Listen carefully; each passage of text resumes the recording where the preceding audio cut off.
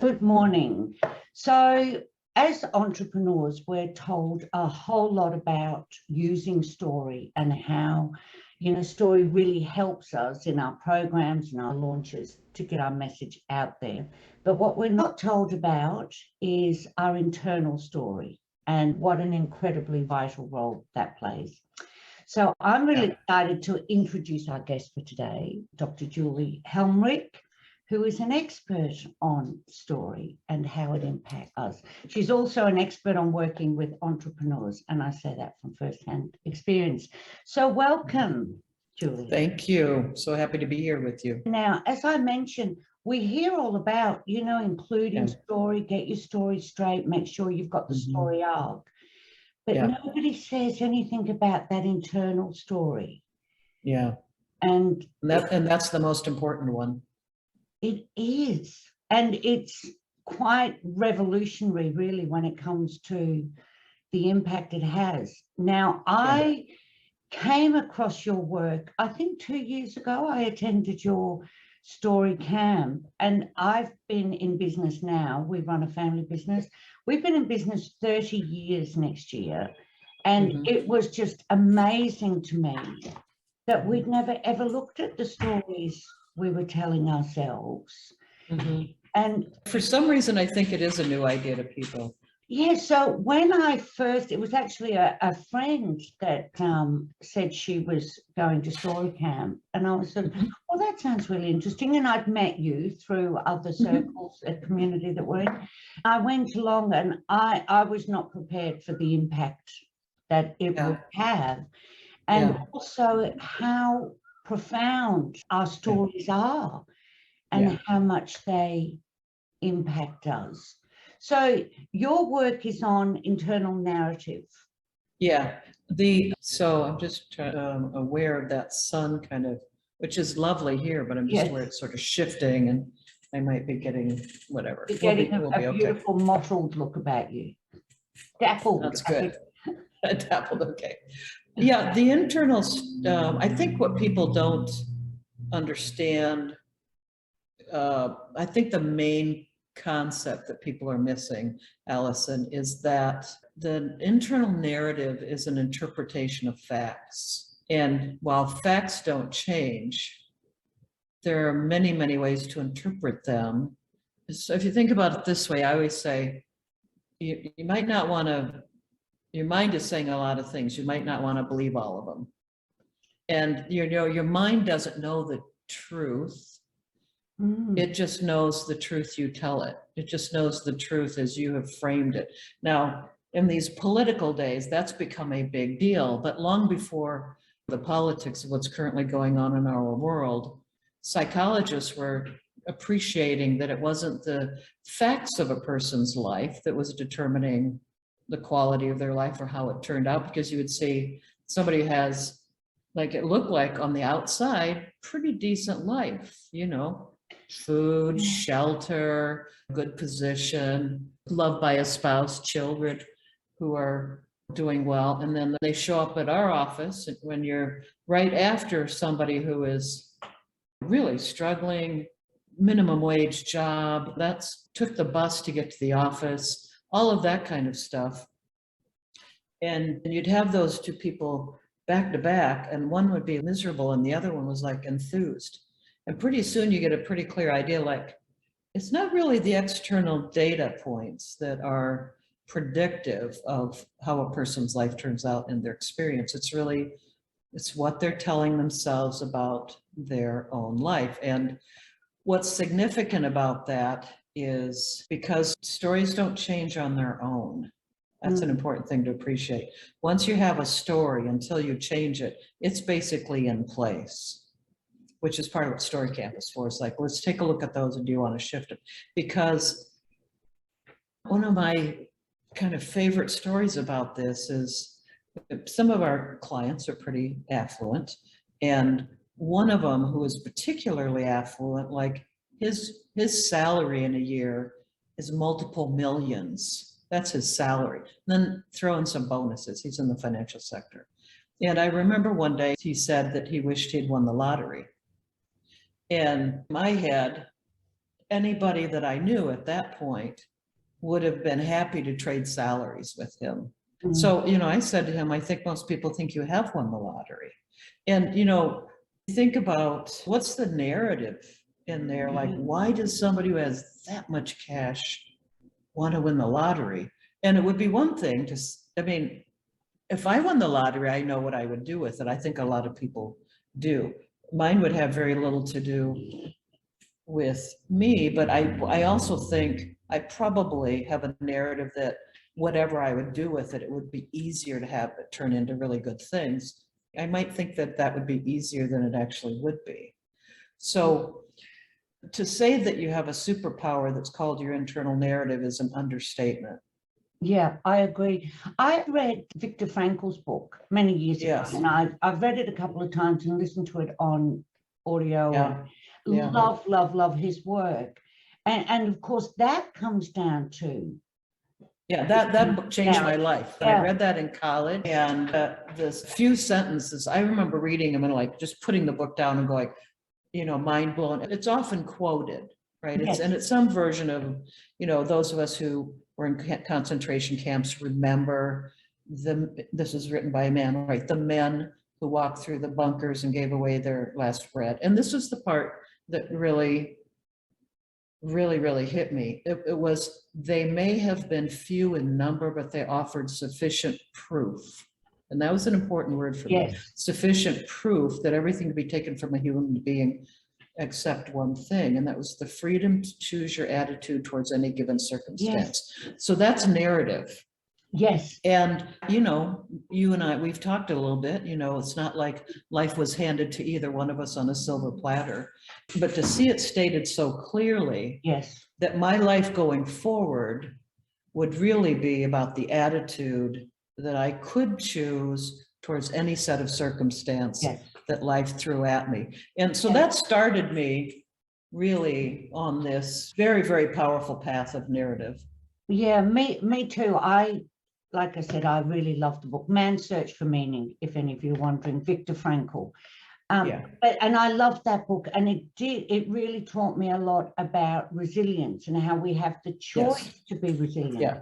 But the purpose behind my business and the thing that drove me to establish Push, because I have another business, was the staggering number of small business failures. It makes me a bit crazy that these entrepreneurs and families pouring everything in, and they're falling over at an incredible rate.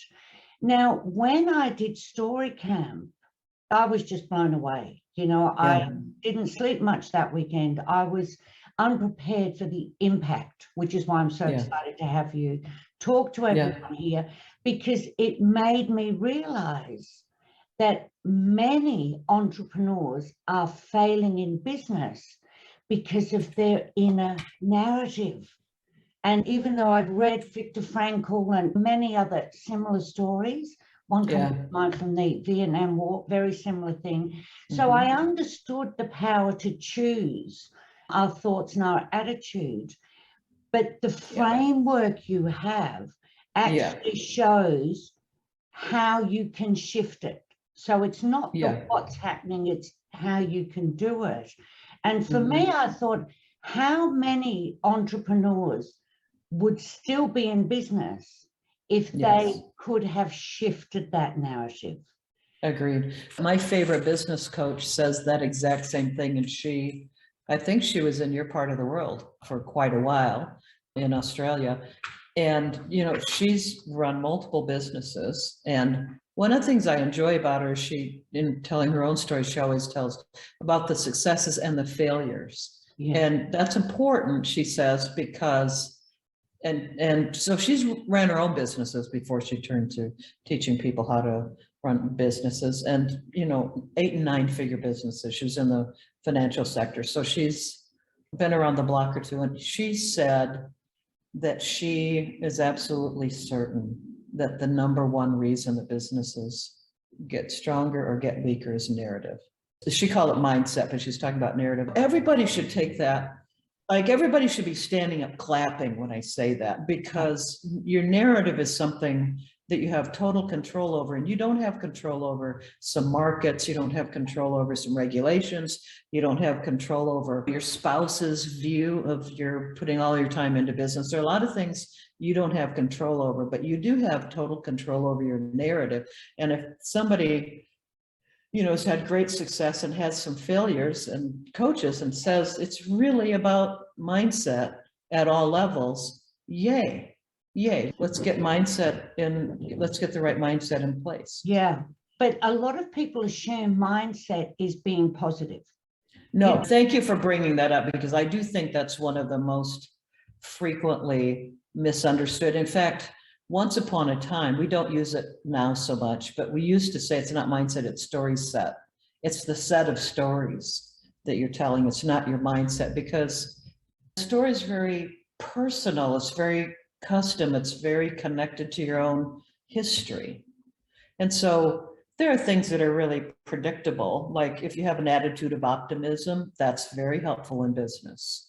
If you practice resilience, that's very, I think you do a lot of that. I think that's very helpful in business. But there are really deep narratives that you wouldn't think at all are as powerful as they are. Like there's one batch of narratives that psychologists call primals, world primals, and they're incredibly predictive. So if you're an entrepreneur, and so I'm going to ask a question, anybody who's listening, just answer it honestly, and it's a yes, no. I'm going to ask 3 or 4 of these. It's a yes, no. And if you're answering honestly, your answer will have a big impact on how you run a business. So the first one is it a good world? The world that we live in, not your world, but the world that we live in. Is it a good world? Yes or no? People behave incredibly differently if they say yes versus if they say no. And below that, is it a safe world? People behave very differently if they say, yes, it's a safe world, or no, it's an unsafe world. You know, not that there aren't things that we can't improve on it, but is it a safe world? Because you can see if you believe it's an unsafe world, in business, you can probably sell a few products like, I don't know, bunkers for the apocalypse or something. Yeah. But it's hard if you're an entrepreneur to live in a world of fear and lack of safety, because I think, this is my personal opinion, Allison, but I think, you know, I consider myself an entrepreneur. I think we're gutsy people. Mm-hmm. And, you know, that means gutsy in a safe world. I mean, think about how gutsy you have to be if the world is unsafe. I mean, that's a lot of, that's like maybe more courage than most of us are capable of. There's another quality, and I know this is very much about you. I think this is a kind of belief that people about the world that is very powerful too. And I don't think people think too much about it, but is it an interesting world?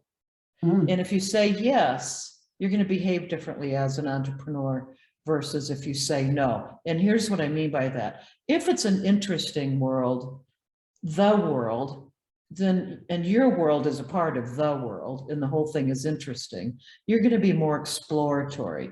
You're also going to dig into your numbers more, because you're going to be interested in the numbers related to your business. You're going to look at like opt-in rates, and you're going to look at like which email did people click on. You're going to look at what product is going out the door fast, and you're going to look at something that sells itself, and you're going to wonder why.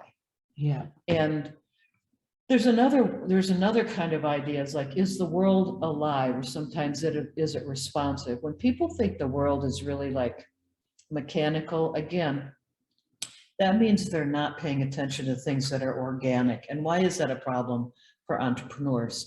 Well, right outside my window is a rose bush, and it's inspirational to me because it just, regardless of what's happening, it just grows. Now, if you don't think it's an interesting world, you wouldn't be watching that rose bush just do its rose bush thing and be intrigued by it. And you wouldn't see all the life lessons that there are in it. You just wouldn't see it because it's just, you know, it's just a rose bush. Yeah. That's all it is. But if you have an idea that the world is alive and things respond to the things around them, that gives you some hope in business. Like, well, let's try this, let's see. If you think it's very mechanical, you're going to spend more time trying to force things. I just think the difference between a mechanic who is fixing a car and a gardener who's growing a rose bush, they have very different methods. And the mechanic, for really good reasons, you know, needs to grab a wrench and sometimes pound on the wrench. Well, you don't see gardeners pounding on very many things, right? They're working with the soil, they're working. And I think being a good entrepreneur is a lot more like gardening than it is like being an auto mechanic. Something that's really... I love that. It's an amazing quote. So being an entrepreneur is a whole lot more about gardening than it is being a mechanic. I'm a systems girl, so I can see the... Well, I love systems, but I'm always surprised when entrepreneurs they say things like, I just want to put my business on, you know, an autopilot. Autopilot, Like, yes. At some point, somebody has to land the plane. Yes. You know, and at some point, somebody has to determine where the plane is going. And also too, that's usually yeah. where the joy is, I think, for being an entrepreneur. Yeah. I think you're actually missing out the best parts, you know, when you're only behind the scenes. So those 4 questions to ask yourself as an entrepreneur. 1, is it a good world? Is it a good world? Is it a safe world? Is it an interesting world? And is it an alive world? Yeah. And those are not questions I dreamt up. Those are questions that come out of a line of research in psychology called world primals. And they are so predictive that in the world of psychology, they sort of rocked our world because they're more predictive than other things like resilience and grit and optimism, which are pretty predictive of how somebody will behave. These are more predictive. Wow. And if you think about the story that you're telling yourself about what the world is, it has a huge impact. Here's an example. If you think that the world is not a good world and you're in a bad spot, why would you hop out of your current bad spot into another bad spot? That's right. And it's not easy to see the world as a really good place when you're in a bad spot. Yes. And also if you're not naturally positive. I mean, I was always told I was born on a sunny day. I'll find an upside. But if it's not your way, the common news, the media outlets, they're not telling you about a good world. Right. And I think, the Dalai Lama had something to say about that. And I really appreciated it. He was doing some kind of public something, and then there was a Q&A, and somebody said something about, why is the news always negative? And he said, news is always going to be negative because the regular stuff, the typical stuff, the common stuff isn't news. It's normal. Yes. So if you think about, like, nobody's going to do any kind of a news story on my day today. And why is that? Nothing bad happened. It was a good day. There isn't anything newsworthy about it. So this is an interesting thing. The news takes facts and knows that if it can spin the story in a way that's negative, which makes you fearful, they'll be able to keep you on watching longer and, the ratings, all that stuff. On the other hand, if you're like me, if you're like you, I'm a big fan of facts. I know you are too. You wouldn't be a fan of systems if you weren't a fan of facts.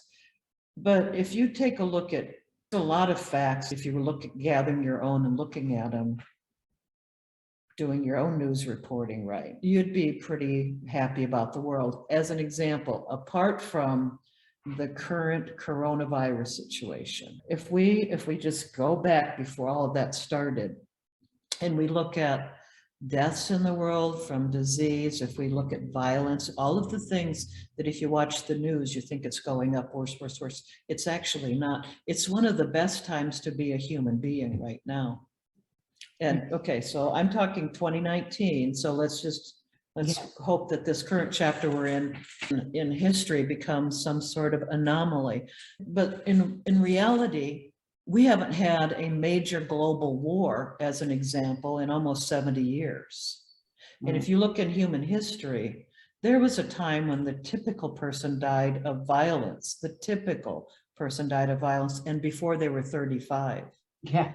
So in human history, things are much better. Children are living longer. Once upon a time, I think the royals, I'm trying to remember which family this was, they had 15 or 16 children, not recently, but about 6 of them survived. Now there were some children, there was a time in human history where children weren't named because for a while, because so many children died in their early years. And so they waited to see if there were going to be a strong one who would survive. And then they would name them. The whole point was, don't get too attached. This little one might not be here for more than a year or so. Yeah. And if you go look at cemeteries, Yes, there are all sorts of them that say Baby Smith. yes, You don't yes. see that anymore. Yeah. So there's a lot of reason to say it is entirely possible that the kind of poverty that is about people aren't eating could be wiped out in your lifetime, in my lifetime. That's how close we are to ending that kind of poverty. So there's a lot of reasons to go where it's a pretty good world. Yes. The facts actually support that interpretation. And for entrepreneurs, if they think it's a bad world, I think they'll miss out on all sorts of opportunity, because a bad world naturally makes you kind of stingy and frightened, and it'll pull you in, and you're going to have to keep an eye on, you're going to have to keep an eye on everybody. Whereas if it's a good world, if I thought it was a bad world, I wouldn't be having this conversation with you, because you're going to take my stuff and you're going to give it to other people. And then, oh my God, what will I do then? My answer is, I don't know, whatever's next. There's a lot of world out here to explore and to be a part of. And you know, you don't have to hang on to your stuff. Even customer service, if you think it's a bad world, you're basically going to think customers not that amazing. If you think it's a good world and you have some sort of customer service thing come up, you're going to be more like, oh, well, I wonder what's going on in our system. What do we need to fix in our system? Give them a refund, and then like be happy that they found a flaw that we can fix. And you treat it that way versus like, oh my God, I'm so sick of people. These people, they always want more for less, you know. And that you don't get very creative with that. And I think you can tell that, especially in a coffee shop. I think you can sit in a coffee shop, and the way the wait staff are, I believe, will tell you about the leadership in that business. I totally agree with you. You know, because it really does. So as entrepreneurs, that narrative, it just impacts everything. It impacts your staff, it impacts your service, it impacts your growth. So let me ask you, Julie, what would you say is the number one problematic narrative for entrepreneurs? Well, that you can't trust a client. I think if you know, your customer's always trying to take you, I don't know, how do you say that? They're trying to take advantage of you. Yeah, in Australia, we say they're trying to rip me off. Yeah, they're trying to rip you off. Yeah, that lack of trust. Yeah, that's very true. Yeah, and because small business, unlike corporate, I mean, look, they have all their fancy things that they do. Yes. Whatever, that's a whole other world. Small business owners, though, I would say, you know, if you think about systems and relationships, that defines basically your day. Yeah. And so if you do all of the tactical and technical stuff that you're so amazing at, and you do it from the vantage point of human beings are crap, you know, we have to catch them. You're even going to put your systems together differently than if you are trying to optimize your systems with the idea of like, is there a way for us to serve our clients better? Can we do, you know, if you thought of customer service the way you think of like, how do you treat a really good friend? Like, you know, you call them back right away, and you call them, you don't put them in the queue somewhere. Yes. And if you think of my clients and customers are all out to get me, like I'll take you back to something really simple at a technology level that happened when I had a private practice. In the old days, we all had pagers. And so you'd have an answering service, a client would call in, and the service would page you. So this started in hospitals, of course, and then, you know, it went into other industries. But when it got to mental health, there was this whole like, one of us has to be on call so the rest of us aren't bothered. Now, on the one hand, yes, everybody needs some time off. So now transition from we were all carrying pagers and quarters to call people back on payphones to now we have pagers, and now we have cell phones. We call them back on our cell phones, but there's still a pager on your belt. When the time came and I had a cell phone, I gave everybody my cell phone number. And I had colleagues say, what if they abuse it? And I said, I'll talk with them about abusing it. And they were like, yeah, but, and I'm like, what if they call you on a Friday night? And, you know, that did happen a time or two. And I said, I mean, I'm quoting myself here. I said to one client, like, after I listened to what she had in mind, I said, how come this isn't a Monday morning call? Like, this is Friday night. I see no reason this has to be answered now. And then I said, and how do you know I haven't had a martini? So like, why would you even want to take any advice from me on a Friday night?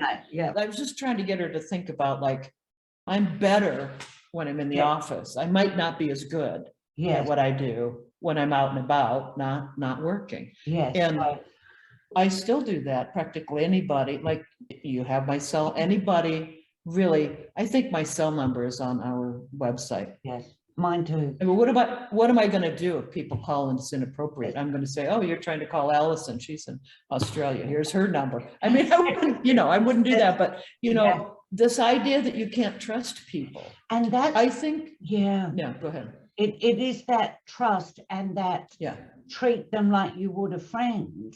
Yeah. The other thing that I really got, or I still get from your work, because you know, it has impacted me a great deal, is that you treat yourself like a good friend.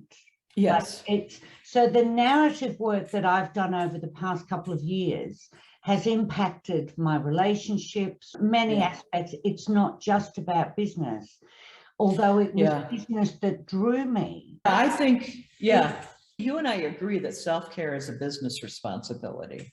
But I didn't, you know, I come from a family of hard workers. You know, that's how I learned it. I learned it like it's a bad idea. Yes, and I mean, my mom worked like a Trojan. And even if she was sick, Mama, have a rest, I'll rest when I'm dead. That was one of her, her sayings. And my children are all hard workers. My husband is an extremely hard worker. So we've got this massive, so I was just this workhorse. And one of the things, and I have it written down, and it's in my monk manual that I also learned from you, it's, you know, self-care. Downtime is an investment in my business. Yeah, and absolutely. It has increased my productivity. It's helped my relationships. I've done my half marathon and I've got another adventure plan. And that's all come from this internal narrative. Well, think about how much with that particular narrative, think about how much that is so much a part of a whole culture. You don't want to be a lazy person. And how often do we, I'm so busy. It's like this badge of honor. Yeah, it's a badge of honor. I've got all of this. Yeah. Where nobody brags on a parent and says, I had really lazy parents. That's right. Or I just lay on the couch for a day. You know, what? You're running a business.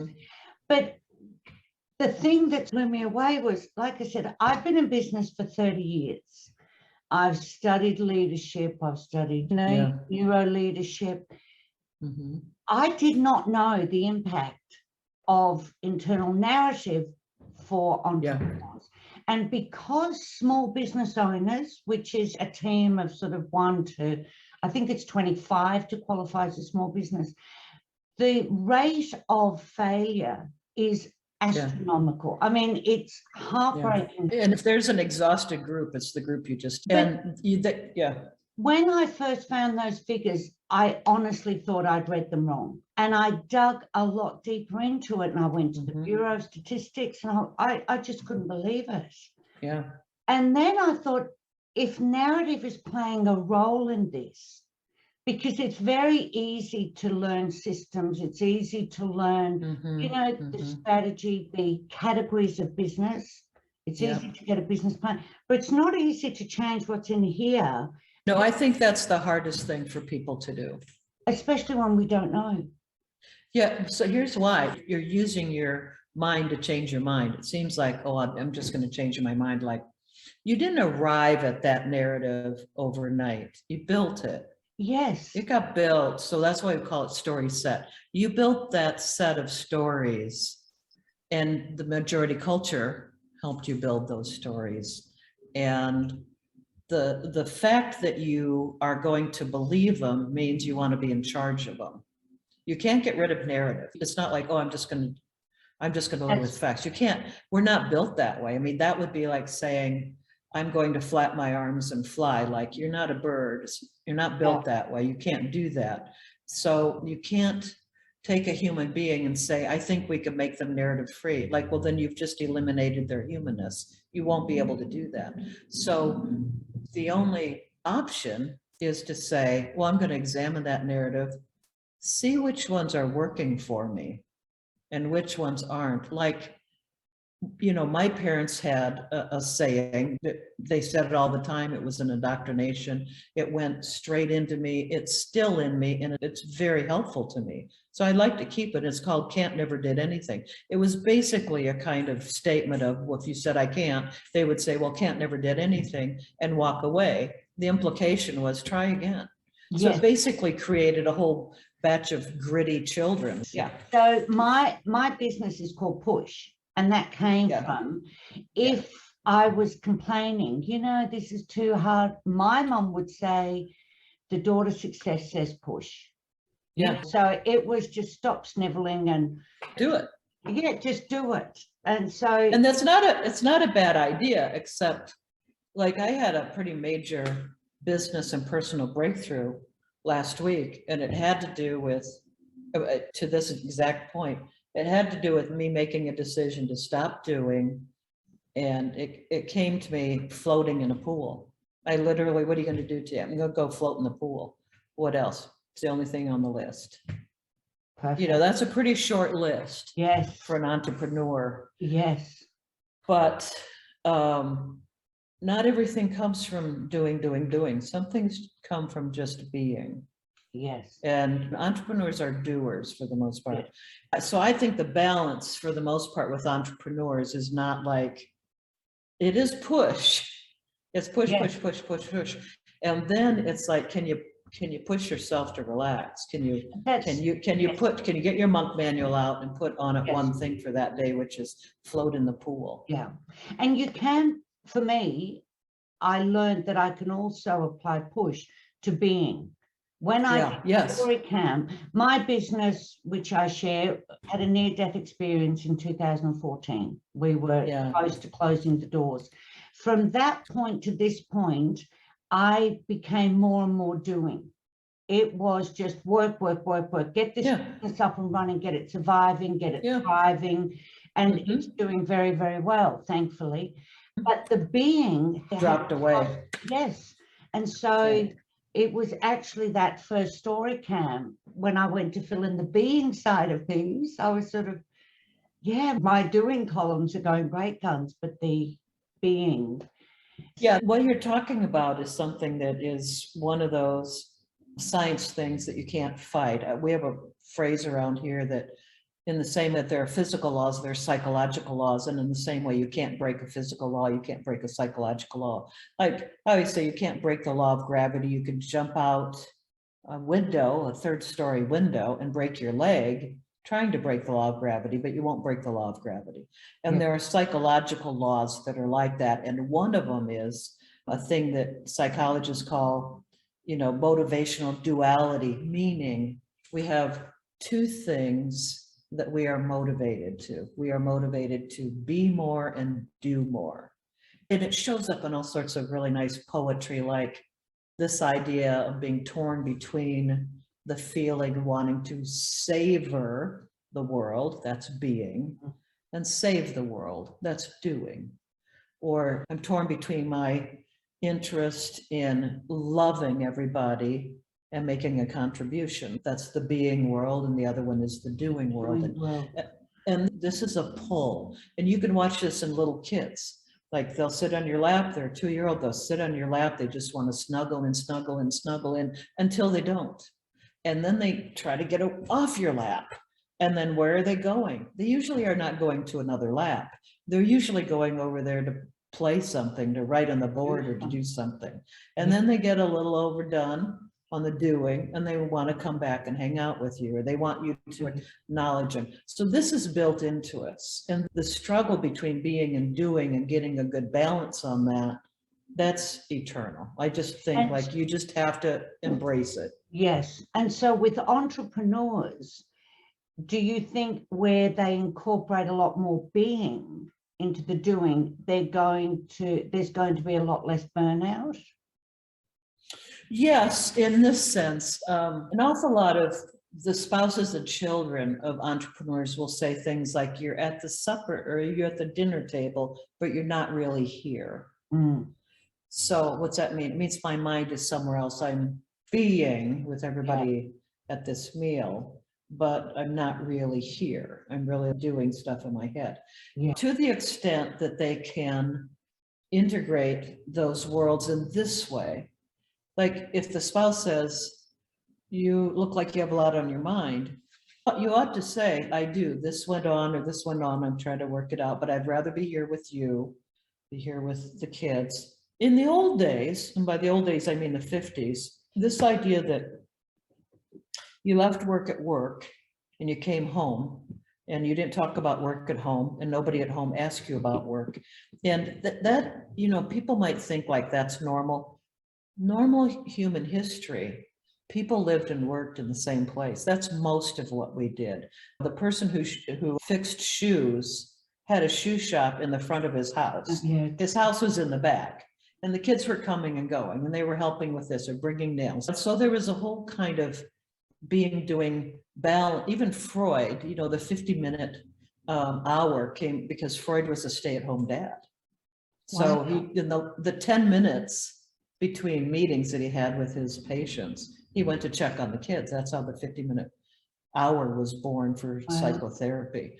I was just with a group of people who were, you know, they're major kind of entrepreneurs. And one of the things that was really obvious is that whenever anybody was laughing at a meal time or in the pool, chatting about whatever, water and business, the people who had the most, I'll put it this way, enviable lives were the people who had the most balance. You know, they could leave the business meeting, talk about business while talking about the kids, while talking about travel, while talking about COVID, while talking about opt-in rates, sort of an easy kind of integration. And I think that's what we're meant. You know, and here's maybe one thing for the people in your group. This is an important thing to remember. Like there's your physical, there's your personal development, physical, emotional, intellectual, spiritual development, health, fitness. There's that. We call it getting above the line. Then there's your being, doing. And think about that. The fact, I'm just going to use this like a balance beam. The thing about being and doing is you can't actually disconnect them. So if you want your doing to go up, you want your cash to go up, you want your business to grow, if you keep pushing that up, that's going to wreck your relationship. And conversely, if the relationships are a bit of a mess, that's for sure going to have an impact on your business. So there's no disconnecting those two. So if you're ahead in business and not much is happening in your being world, I mean, eventually something's going to happen over here and you will be brought back down here. Like a seesaw, isn't it? It is. So I think if business is going really well and it's a result of you working your buns off, yay, take a look at home. If things are going well in the marriage with the kids and you're kind of phoning it in with respect to the business, well, I'd like to say that it's just going to go that way, but the odds are this is going to come back down here. So you do want to work. You want to work on getting the, you want that balance. Move them both up. Yeah, fantastic. Well, Story Camp was where I entered your world. Yes, it's coming up in 10 days or 9 days. It's the Thursday, Friday, Saturday, the last Thursday, Friday, Saturday in October. Yes. For us. Yes. So you're 15 years, you're 15, years too. 15 hours ahead. So it starts for you in Brisbane. I know you're planning to be there. It starts there for anybody in Brisbane at 1 a.m. Yes, 10 a.m. your time.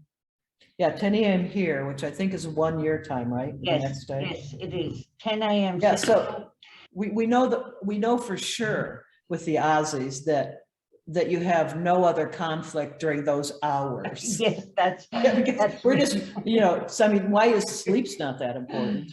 That's right. Well, as you know, I've worked out a system, and Yes, I it can tell impresses me. you, it is well worth getting up for. So I get myself into bed very early, and I get a few hours sleep. I like to get a few hours sleep, and then I get up at midnight, and I get all prepped and ready, and I get dressed like I'm going to work. And it is transformational. I really can't recommend it enough. I know how busy you are, and I'm so thankful that you took the time to chat with me today. I honestly recommend it to anybody who's watching this. If you're running a business, do it. I've been in business 30 years, and it was doing well. We built it back up. The narrative work has been transformational the past couple of years. I really wanted to introduce Julie to you all. So there you go. Thank you for taking the time to talk with us, Julie. I'm really thankful. Thank you for the invitation. I loved it. Yes, we could talk for hours. Have a great day, everyone. Bye-bye.